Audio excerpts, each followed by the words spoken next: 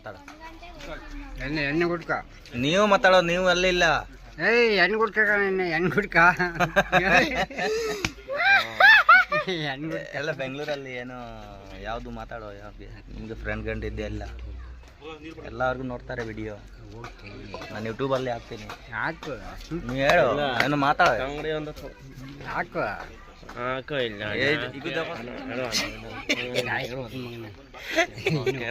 ಆಗ್ಲೇ ಹೋದ್ರ ಕಡೆ ಬಿಡಕ್ಕೆ. एक्चुअली गाइस ये अंकल है, बेंगलुरु का है, लोकल है. I feel nauseous, believe me.